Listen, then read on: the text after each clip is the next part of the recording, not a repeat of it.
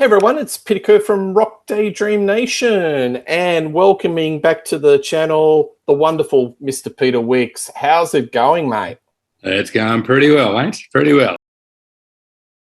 This one's actually in the noughties, not in the 90s. So formed in 2001, two-piece band, guy by the name of Jed Kersel and Jack Condon, band called the Mess Hall.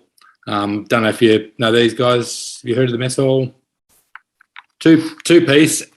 They're you'd call it lo-fi or you'd call it garage rock, but these guys are just awesome. These guys should be. They're not that big here. I came across them when Rob Hurst was programming Rage one night, and that's how I came across them. And they'd been touring with them, and he was raving about them and saying how awesome they are. And so I thought, I'll check it out, and glad I did.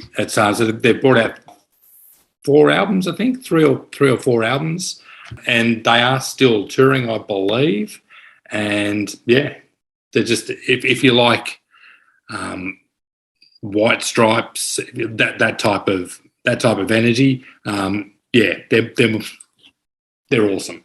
So definitely check them out. The album to check out is Devil's Elbow, and if you're not sure if you like them or not, check out a song called Keep Walking. It's that pretty much sums them up. But awesome band. Yeah.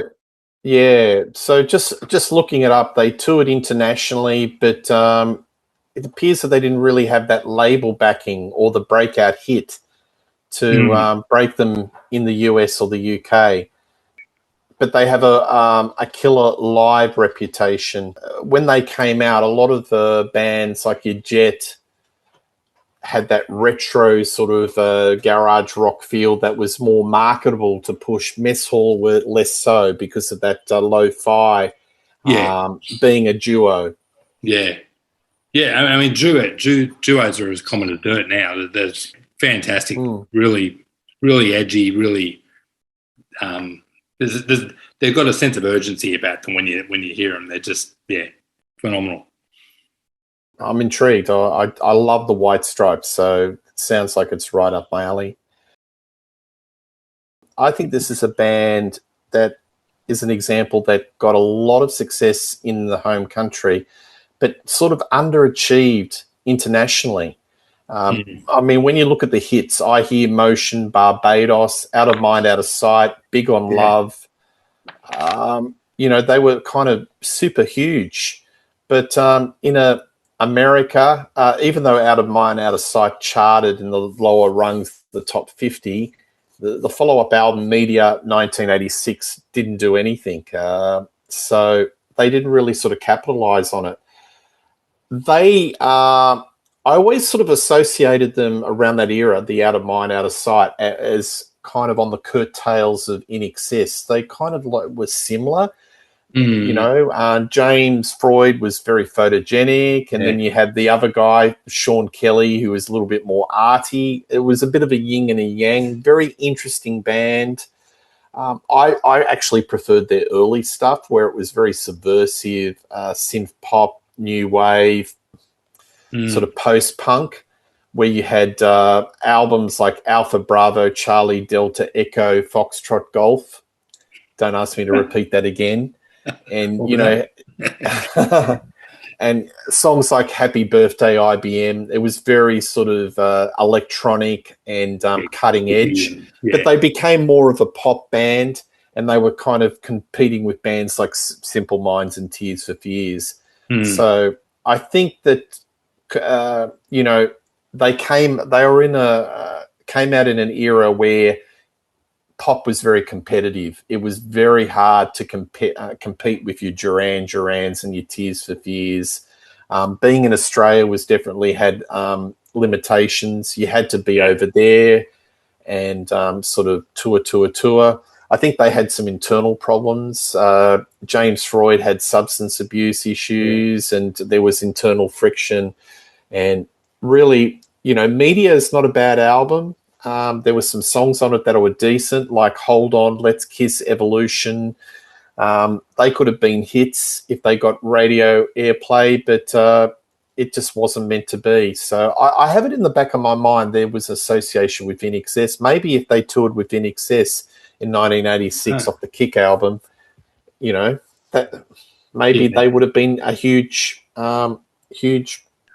Well, they're another band that another Australian band that we're talking about that's actually got a greatest hits album. That's how big they were in Australia, and they also the other thing about them to remember too is at the time in Australia, you were talking the height of pub rock.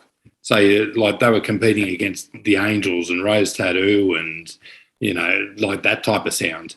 It's not easy to get a mass following when you're something completely different. Yeah, and they were kind of arty as well because their songs like Barbados is about alcoholism. Everyone thinks it's a sunny reggae song, but it's a really serious song about tackling a person with a drinking problem.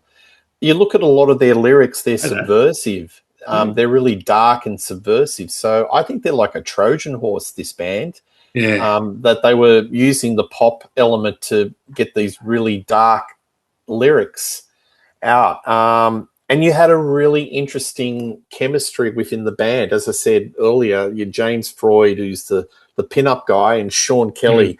You look at the photos of him, he'd always be scowling, and he came across as the arty guy. So they had that really interesting synergy there, but alas, it just didn't break through overseas. And I've got to put a shout out to James Valentine, who was the saxophonist, and he passed away. Vale, James Valentine did some very tasty saxophone material on those last couple of albums. He was very much a part of that band. But Models, I like them a lot. Yeah, should have been much bigger. Yeah, they definitely should have been. Yeah, that is certainly a surprise that they didn't take off in the UK. But yeah, you think they would have suited the States? Some of their stuff. I think if, as I said, if In Excess, took them under their wings and maybe put them as a support act under Kick, something like that, then they could have popped open. So yeah. Well, I mean, In Excess was struggling over there because they struggled with Kick, didn't they, to even get it released because the record companies really put the kibosh on it. Yeah, but once it released, it was absolutely they got proved. They got proved right in the end, didn't they? Yeah, they did. That was their huge. I think that was their biggest album. Yes, it definitely was.